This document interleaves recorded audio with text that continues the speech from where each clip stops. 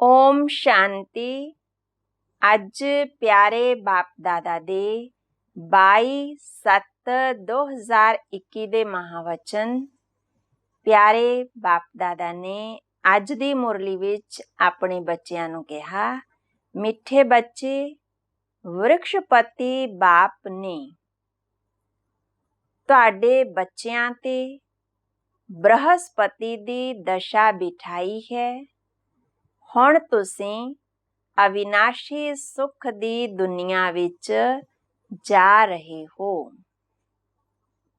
ਪ੍ਰਸ਼ਨ ਹੈ, ਅਵਿਨਾਸ਼ੀ ਬ੍ਰਹਸਪਤੀ ਕੀ ਦਸ਼ਾ ਕਿੰਨਾ ਬੱਚਿਆਂ ਤੇ ਬੈਠਦੀ ਹੈ? ਉਹਨਾਂ ਦੀ ਨਿਸ਼ਾਨੀ ਕੀ ਹੋਵੇਗੀ?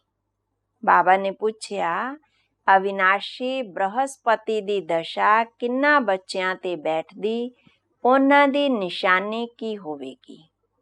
ਉੱਤਰ ਹੈ, ਜੋ ਬੱਚੇ ਜਿਉਂਦੇ ਜੀ ਦੇਹ ਦੇ ਸਾਰੇ ਸੰਬੰਧਾਂ ਨੂੰ ਤਿਆਗ ਆਪਣੇ ਨੂੰ ਆਤਮਾ ਨਿਸ਼ਚੈ ਕਰਦੇ, ਇਸ ਤਰ੍ਹਾਂ ਦੇ ਨਿਸ਼ਚੈ ਆਤਮਿਕ ਬੁੱਧੀ ਵਾਲੇ ਬੱਚਿਆਂ ਤੇ ਬ੍ਰਹਸਪਤੀ ਦੀ ਦਸ਼ਾ ਬੈਠਦੀ ਹੈ। ਉਹਨਾਂ ਦਾ ਹੀ ਸੁੱਖ ਦਾ ਗਾਇਨ ਹੈ ਕਿ ਅਤੀ ਇੰਦਰੀਏ ਸੁੱਖ ਗੋਪ ਗੋਪੀਆਂ ਤੋਂ ਪੁੱਛੋ। ਉਹਨਾਂ ਦੀ ਖੁਸ਼ੀ ਕਦੇ ਵੀ ਗੁੰਮ ਨਹੀਂ ਹੋ ਸਕਦੀ। ਗੀਤ ਹੈ, ਓਮ ਨਮੋ ਸ਼ਿਵਾਏ। ਓਮ ਸ਼ਾਂਤੀ। ਬੱਚਿਆਂ ਨੇ ਬਾਪ ਦੀ ਮਹਿਮਾ ਸੁਣੀ। ਅੱਜ ਦੇ ਦਿਨ ਨੂੰ ਹੀ ਕਿਹਾ ਜਾਂਦਾ ਹੈ ਵ੍ਰਿਕਸ਼ਪਤੀ ਡੇ, ਜਿਸ ਨੂੰ ਮਿਲਾ ਕੇ ਕਿਹਾ ਜਾਂਦਾ ਹੈ ਬ੍ਰਹਸਪਤੀ। ਇਸ ਨੂੰ ਹੀ ਗੁਰੂਵਾਰ ਵੀ ਕਿਹਾ ਜਾਂਦਾ ਹੈ। ਨਾ ਸਿਰਫ ਗੁਰੂਵਾਰ, ਪਰੰਤੂ ਸਤਿਗੁਰੂਵਾਰ। ਬੰਗਾਲ ਵਿੱਚ ਬਹੁਤ ਮੰਨਦੇ ਹਨ। ਗਾਇਆ ਵੀ ਜਾਂਦਾ ਹੈ, ਮਨੁੱਖ ਸ੍ਰਿਸ਼ਟੀ ਦਾ ਬੀਜ ਰੂਪ, ਇਸ ਲਈ ਵ੍ਰਿਕਸ਼ਪਤੀ ਕਹਿੰਦੇ ਹਨ। ਬੀਜ ਠਹਿਰਿਆ ਨਾ, ਜੋ ਪਤੀ ਵੀ ਠਹਿਰਿਆ। ਵ੍ਰਿਕਸ਼ ਦੇ ਬੀਜ ਨੂੰ ਬਾਪ ਵੀ ਕਹਾਂਗੇ। ਉਸ ਤੋਂ ਵ੍ਰਿਕਸ਼ ਉਤਪੰਨ ਹੁੰਦਾ ਹੈ। ਇਹ ਹੈ ਮਨੁੱਖ ਸ੍ਰਿਸ਼ਟੀ ਰੂਪੀ ਝਾੜ। ਇਸ ਦਾ ਬੀਜ ਉੱਪਰ ਵਿੱਚ ਹੈ। ਤੁਸੀਂ ਜਾਣਦੇ ਹੋ, ਸਾਡਾ ਬੱਚਿਆਂ ਤੇ ਬਾਬਾ ਨੇ ਕਿਹਾ, ਤੁਸੀਂ ਜਾਣਦੇ ਹੋ ਕਿ ਅਸੀਂ ਬੱਚਿਆਂ ਤੇ ਹੁਣ ਅਵਿਨਾਸ਼ੀ ਵ੍ਰਿਕਸ਼ਪਤੀ ਦੀ ਦਸ਼ਾ ਹੈ, ਕਿਉਂਕਿ ਅਵਿਨਾਸ਼ੀ ਸਵਰਾਜ ਮਿਲ ਰਿਹਾ ਹੈ। ਸਤਯੁਗ ਨੂੰ ਹੀ ਕਿਹਾ ਜਾਂਦਾ ਹੈ ਅਵਿਨਾਸ਼ੀ ਸੁਖ ਧਾਮ। ਕਲਯੁਗ ਨੂੰ ਕਿਹਾ ਜਾਂਦਾ ਹੈ ਵਿਨਾਸ਼ੀ ਦੁੱਖ ਧਾਮ। ਹੁਣ ਦੁੱਖ ਧਾਮ ਦਾ ਵਿਨਾਸ਼ ਹੋਣਾ ਹੈ। ਸੁਖ ਧਾਮ ਅਵਿਨਾਸ਼ੀ ਹੈ। ਅੱਧਾ ਕਲਪ ਚੱਲਦਾ ਹੈ, ਜੋ ਅਵਿਨਾਸ਼ੀ ਵ੍ਰਿਕਸ਼ਪਤੀ ਸਥਾਪਨ ਕਰ ਰਹੇ ਹਨ। ਬੱਚਿਆਂ ਨੂੰ ਸਰਵਿਸ ਦੇ ਲਈ ਬਹੁਤ ਪੁਆਇੰਟਸ ਮਿਲਦੀਆਂ ਹਨ, ਤਾਂ ਨੋਟ ਕਰ ਦੇਣੀਆਂ ਚਾਹੀਦੀਆਂ ਹਨ। ਬਾਬਾ ਨੇ ਕਿਹਾ, ਨੋਟ ਕਰਕੇ ਰੱਖੋ ਇਹ ਪੁਆਇੰਟਸ। ਬਾਬਾ ਨੇ ਅੱਗੇ ਕਿਹਾ, ਪ੍ਰਦਰਸ਼ਨੀ ਵਿੱਚ ਇਹ ਪੁਆਇੰਟਸ ਮੁੱਖ ਸਮਝਾਉਣ ਦੀਆਂ ਹਨ, ਕਿਉਂਕਿ ਮਨੁੱਖ ਤਾਂ ਕੁਝ ਵੀ ਨਹੀਂ ਜਾਣਦੇ। ਬਰੋਬਰ ਇਹ ਗਿਆਨ ਹੈ। ਹੁਣ ਬਾਪ ਇਹ ਗਿਆਨ ਦਿੰਦੇ ਹਨ। ਨਵੀਂ ਅਤੇ ਪੁਰਾਣੀ ਦੁਨੀਆ ਦੇ ਵਿੱਚ ਫਿਰ ਇਹ ਪ੍ਰਾਇਲੋਪ ਹੋ ਜਾਂਦਾ ਹੈ। ਦੇਵਤਿਆਂ ਨੂੰ ਇਹ ਗਿਆਨ ਨਹੀਂ ਹੁੰਦਾ। ਅਗਰ ਇਹ ਚੱਕਰ ਦਾ ਗਿਆਨ ਹੋਵੇ, ਫਿਰ ਰਾਜਾਈ ਦਾ ਮਜ਼ਾ ਹੀ ਨਾ ਆਵੇ। ਹੁਣ ਤਾਂ ਤੁਹਾਨੂੰ ਖਿਆਲ ਹੁੰਦਾ ਹੈ ਕਿ ਰਾਜਾਈ ਲੈ ਕੇ ਫਿਰ ਸਾਡੀ ਇਹ ਹਾਲਤ ਹੋਵੇਗੀ, ਪਰੰਤੂ ਇਹ ਵੀ ਤਾਂ ਬਣਿਆ ਬਣਾਇਆ ਡਰਾਮਾ ਹੈ ਨਾ। ਚੱਕਰ ਨੇ ਤਾਂ ਫਿਰਨਾ ਹੀ ਹੈ। ਬਾਬਾ ਨੇ ਕਿਹਾ, ਅਸੀਂ ਆਤਮਾ ਅਸਲ ਸ਼ਾਂਤੀ ਧਾਮ ਦੇ ਰਹਿਵਾਸੀ ਹਾਂ, ਅਵਿਨਾਸ਼ੀ ਹਾਂ, ਕਦੇ ਵਿਨਾਸ਼ ਨੂੰ ਨਹੀਂ ਪਾਉਂਦੇ। ਉਹ ਸਮਝਦੇ ਹਨ ਬੁੱਧਵਦਾ ਪਾਣੀ ਤੋਂ ਨਿਕਲ ਕੇ ਫਿਰ ਉਸ ਵਿੱਚ ਹੀ ਮਿਲ ਜਾਂਦਾ ਹੈ। ਤੁਹਾਡੀ ਬੁੱਧੀ ਵਿੱਚ ਸਾਰਾ ਰਾਜ ਹੈ। ਆਤਮਾ ਅਵਿਨਾਸ਼ੀ ਹੈ, ਜਿਸ ਵਿੱਚ ਸਾਰਾ ਪਾਰਟ ਨੁੰਦਿਆ ਹੋਇਆ ਹੈ। ਇਹ ਚੱਕਰ ਦਾ ਨੌਲੇਜ ਕੋਈ ਸ਼ਾਸਤਰਾਂ ਵਿੱਚ ਨਹੀਂ ਹੈ। ਬੇਸ਼ੱਕ ਕਿਤੇ ਕਿਤੇ ਸਵਾਸਤਿਕਾ ਵੀ ਦਿਖਾਉਂਦੇ ਹਨ। ਚੱਕਰ ਦੀ ਸਿਰਫ ਇਸ ਤਰ੍ਹਾਂ ਲਕੀਰ ਲਗਾ ਦਿੰਦੇ ਹਨ ਜਿਸ ਨਾਲ ਸਿੱਧ ਹੁੰਦਾ ਹੈ ਕਿ ਅਨੇਕ ਧਰਮ ਸੀ। ਬਾਬਾ ਨੇ ਸਮਝਾਇਆ, ਮੁੱਖ ਧਰਮ ਅਤੇ ਧਰਮ ਸ਼ਾਸਤਰ ਹਨ 4। ਸਤਯੁਗ ਤ੍ਰੇਤਾ ਵਿੱਚ ਹੋਰ ਕੋਈ ਧਰਮ ਸਥਾਪਨ ਨਹੀਂ ਹੁੰਦਾ, ਨਾ ਹੀ ਉੱਥੇ ਕੋਈ ਦੂਸਰਾ ਧਰਮ ਸ਼ਾਸਤਰ ਹੁੰਦਾ ਹੈ। ਇਹ ਸਭ ਦੁਆਪਰ ਤੋਂ ਸ਼ੁਰੂ ਹੁੰਦੇ ਹਨ। ਫਿਰ ਦੇਖੋ ਕਿੰਨੀ ਵਰਿੱਧੀ ਹੁੰਦੀ ਹੈ। ਅੱਛਾ, ਗੀਤਾ ਕਦੋਂ ਸੁਣਾਈ ਗਈ? ਬਾਪ ਕਹਿੰਦੇ ਹਨ, ਮੈਂ ਕਲਪ ਦੇ ਸੰਗਮ ਯੁੱਗ ਤੇ ਆਉਂਦਾ ਹਾਂ। ਉਹਨਾਂ ਨੇ ਫਿਰ ਕਲਪ ਅੱਖਰ ਕੱਢ ਕੇ ਸਿਰਫ ਸੰਗਮ ਯੁਗੇ ਯੁਗੇ ਲਿਖ ਦਿਆ। ਇਸ ਤਰ੍ਹਾਂ ਨਹੀਂ ਕਿ ਤ੍ਰੇਤਾ ਦੇ ਅੰਤ, ਦੁਆਪਰ ਆਦਿ ਦੇ ਸੰਗਮ ਤੇ ਆਉਂਦਾ ਹਾਂ। ਬਾਬਾ ਨੇ ਕਿਹਾ ਕਿ ਜਾਂ ਇਸ ਤੇ ਕੋਈ ਇਸਲਾਮੀ ਧਰਮ ਸਥਾਪਨ ਹੋਇਆ, ਨਹੀਂ, ਕਹਾਂਗੇ ਦੁਆਪਰ ਵਿੱਚ ਸਥਾਪਨ ਹੋਇਆ। ਇਹ ਸੰਗਮ ਦਾ ਸੁਹਾਵਣਾ ਸਮਾਂ ਹੈ, ਜਿਸ ਨੂੰ ਕੁੰਭ ਵੀ ਕਹਿੰਦੇ ਹਨ। ਕੁੰਭ ਸੰਗਮ ਨੂੰ ਕਿਹਾ ਜਾਂਦਾ ਹੈ। ਇਹ ਹੈ ਆਤਮਾ ਅਤੇ ਪਰਮਾਤਮਾ ਦੇ ਮਿਲਨ ਦਾ ਸੰਗਮ। ਇਹ ਰੂਹਾਨੀ ਮੇਲਾ ਸੰਗਮ ਯੁੱਗ ਤੇ ਹੀ ਹੁੰਦਾ ਹੈ। ਉਹਨਾਂ ਨੇ ਪਾਣੀ ਦੀ ਗੰਗਾ ਦਾ ਨਾਮ ਬਾਲਾ ਕਰ ਦਿੱਤਾ। ਗਿਆਨ ਸਾਗਰ ਪਤਿਤ ਪਾਵਨ ਨੂੰ ਜਾਣਦੇ ਹੀ ਨਹੀਂ। ਬਾਪ ਕਹਿੰਦੇ ਹਨ, ਜੋ ਵੀ ਦੇਹ ਦੇ ਸੰਬੰਧ ਹਨ ਉਹ ਸਾਰੇ ਛੱਡ ਕੇ ਆਪਣੇ ਨੂੰ ਆਤਮਾ ਨਿਸ਼ਚੈ ਕਰੋ। ਨਿਸ਼ਚੈ ਆਤਮਿਕ ਬੁੱਧੀ ਬਣੋ। ਜਿੰਨਾ ਜ਼ਿਆਦਾ ਯਾਦ ਕਰੋਗੇ ਤਾਂ ਬ੍ਰਹਸਪਤੀ ਦੀ ਦਸ਼ਾ ਹੋਵੇਗੀ। ਜਾਂਚ ਕਰੋ ਅਸੀਸ਼ ਬਾਬਾ ਨੂੰ ਕਿੰਨਾ ਯਾਦ ਕਰਦੇ ਹਾਂ। ਯਾਦ ਨਾਲ ਹੀ ਕੱਟ ਨਿਕਲ ਜਾਵੇਗੀ ਅਤੇ ਖੁਸ਼ੀ ਵੀ ਹੋਵੇਗੀ। ਤੁਸੀਂ ਮਹਿਸੂਸ ਕਰ ਸਕਦੇ ਹੋ, ਅਸੀਂ ਆਤਮਾ ਕਿੰਨਾ ਬਾਪ ਨੂੰ ਯਾਦ ਕਰਦੇ ਹਾਂ। ਅਗਰ ਘੱਟ ਯਾਦ ਕਰੋਗੇ ਤਾਂ ਘੱਟ ਜਿਹੜੀ ਜੰਕ ਲੱਗੀ ਹੈ ਉਹ ਵੀ ਘੱਟ ਨਿਕਲੇਗੀ, ਖੁਸ਼ੀ ਵੀ ਘੱਟ ਰਹੇਗੀ, ਪਦਵੀ ਵੀ ਘੱਟ ਪਾਉਣਗੇ। ਆਤਮਾ ਹੀ ਸਤੋ ਰਜੋ ਤਮੋ ਬਣਦੀ ਹੈ। ਇਸ ਸਮੇਂ ਦਾ ਗਾਇਨ ਹੈ ਗੋਪ ਗੋਪੀਆਂ ਦੇ ਅਤੀ ਇੰਦਰੀਏ ਸੁਖ ਦਾ। ਹੋਰ ਕੁਝ ਵੀ ਯਾਦ ਨਹੀਂ ਪੈਂਦਾ ਸਿਵਾਏ ਬਾਪ ਦੀ। ਤਾਂ ਹੀ ਤਾਂ ਖੁਸ਼ੀ ਦਾ ਪਾਰਾ ਚੜ੍ਹੇਗਾ ਨਾ। ਸਾਡੇ ਉੱਤੇ ਬ੍ਰਹਸਪਤੀ ਦੀ ਦਸ਼ਾ ਅਰਥਾਤ ਸਤਿਗੁਰੂ ਦੀ ਦਸ਼ਾ ਹੈ।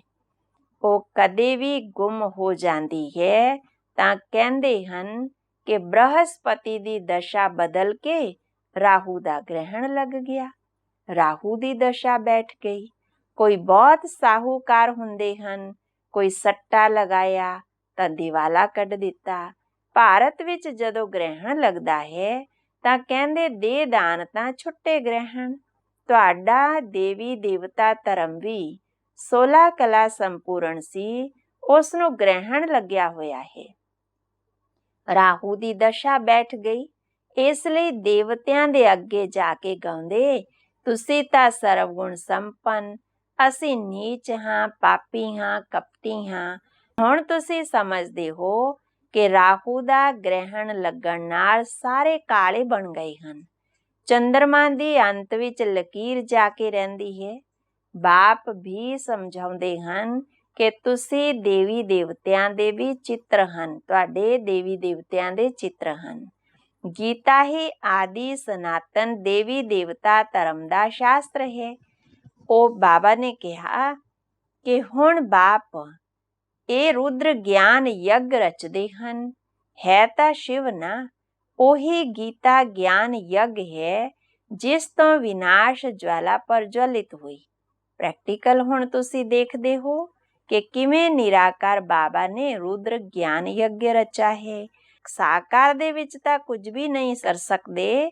ਇਹ ਬੇਹੱਦ ਦਾ ਯੱਗ ਹੈ। ਇਸ ਵਿੱਚ ਸਾਰੀ ਪੁਰਾਣੀ ਦੁਨੀਆ ਸਵਾਹਾ ਹੋਣੀ ਹੈ।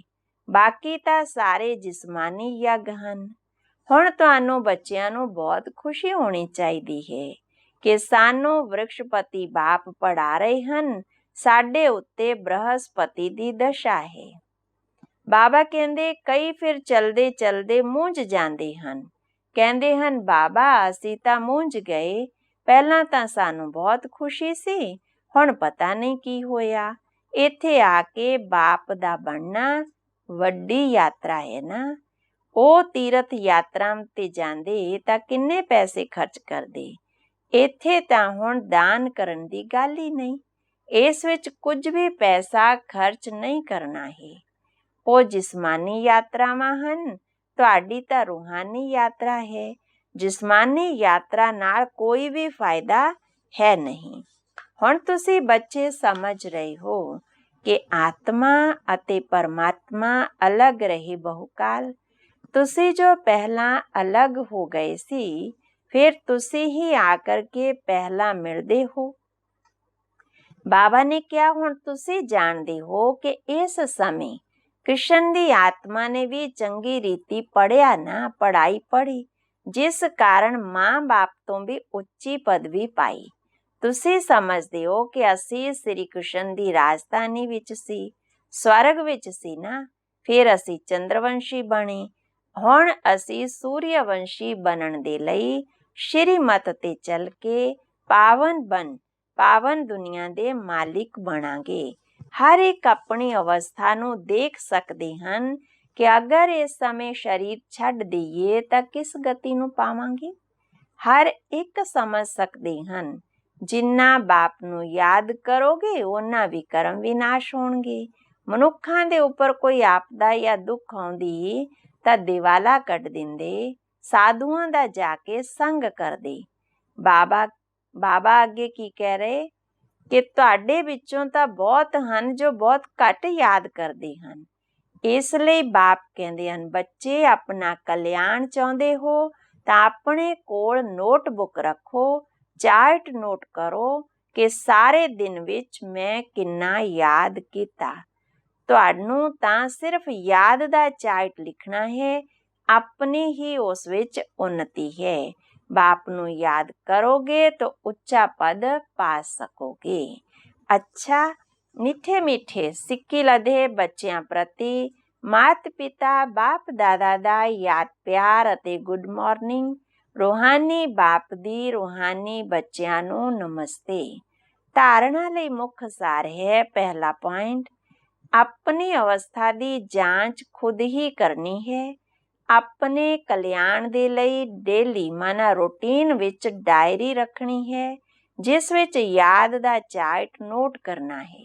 ਦੂਸਰਾ, ਬੇਹੱਦ ਦੇ ਬਾਪ ਤੋਂ ਸੱਚਾ ਵਪਾਰ ਕਰਨਾ ਹੈ। ਆਪਣਾ ਤਨ ਮਨ ਧਨ ਬਾਪ ਦੇ ਹਵਾਲੇ ਕਰ 21 ਜਨਮਾਂ ਦੇ ਲਈ ਰਿਟਰਨ ਲੈਣਾ ਹੈ। ਨਿਸ਼ਚੈ ਬੁੱਧੀ ਬਣ ਆਪਣਾ ਕਲਿਆਣ ਕਰਨਾ ਹੈ।